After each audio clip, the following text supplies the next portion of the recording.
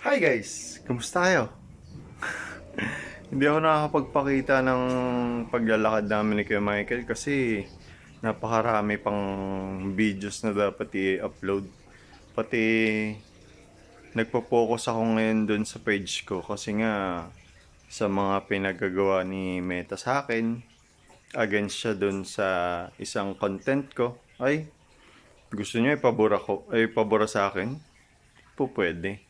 Yun yung kailangan ko.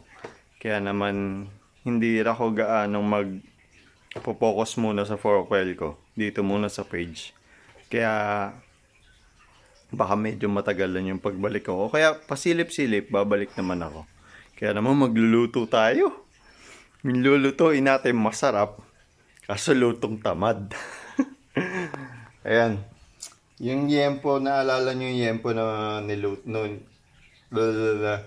yung niluto ko na liempo na hindi ko na napakita kasi nga ang dami ko pa video. Tapos gagawa rin tayo ng ginisang tahong. Kaya tara, umpisa na natin to. Lagayatin ko lang muna tong sibuyas bawang. Tapos tong sili. Tapos uumpisahan ko na to. So okay na guys, naiiwan na natin. Tsaka naayos na rin natin tong daon ng sili. Uumpisahan na natin to. So guys, uumpisahan na natin. Kasi matagal to eh. Matagal nating ibabaon dito sa kawali. Kaya nga lutong tamad eh. Diyan lang siya. Pero i-grill lang natin siya saglit. Pagkakaroon din siya ng birthmark. Okay na guys, mainit na siya. Wait lang. So okay na guys. I-burn mark lang natin siya. Mamaya babalik ta rin ko na rin yan. Basta ma-burn mark lang siya.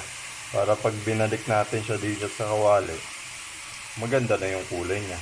Pakukuluin kasi natin yan ng 1 hour. Tapos share ko lang. Ang liit pa ng page ko, no? Sobrang liit. Kasi 200 pa lang yung followers ko dun. Kaya masyado pa akong malayo dun sa kinalalagyan ko sa profile ko. Pero kakayanin yun. Kaya yun. Basta consistent lang yung upload tsaka yung engagement, tuloy-tuloy lang. Basta iwas na ako sa mga violation.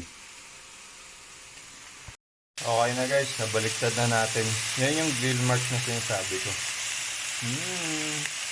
Smells good. Tapos mamaya ko na, niyaakong ko na yan. Para ito naman, natitirang dalawa. So okay na guys. Tapos dalawa na lang pala to. So okay na guys, naluto na natin lahat. Nugasan ko pa kasi ito eh. Babalik ko lang yun dyan. So okay na guys, binalik ko na rin yung pinagbabara niya. Ganyan lang muna siya. 1 oras. Tapos yung apoy, hihinaan natin sa pinakamahinang apoy. 1 oras natin yung babalikan. Hi guys, update. Yan na, medyo marami pa siya. Pero malapit na rin yan. Tinaray ko na rin, malambot na rin naman siya. Pero babalikan natin yan. Kaya naman nagsalang na ako ng kawali para maluto natin tong sabaw natin na tahong. Yan. Maglagay na nga pala tayo ng mantika. Wait lang. Siyempre magigisa muna tayo ng bawang, di ba? Tapos sinunod na natin yung sibuyas nung lumabas yung aroma ng bawang. Saka natin sinunod yung tahong. Bigisa lang muna natin yan bago natin timplahan. Hugas bigas nga pala yung ginamit ko dyan pang sabaw. Tapos tinimplahan na natin ang paminta at saka ng magic sarap. Haluin ko lang muna yan bago natin ilagay itong hugas bigas. So okay na guys, nalagay na natin yung sabaw. Tinikman ko na rin. Saktong-sakto lang siya dito. Kasi hindi naman ako mahilig dito. Ito na lang. Yummy! Update guys. Nagmamantika na siya. Basta kumukulo na rin. Pabubukayin lang natin yung gusto. Tapos lalagay na natin to. So guys, okay na. Nalagay na natin yung daon ng sili. Hahaluin ko lang yan. Tapos yan, okay na rin yan. Bago ko sabihin na. So paano guys? Nakaluto na tayo. Yan o. Yummy! Yung po. Daming mantika o.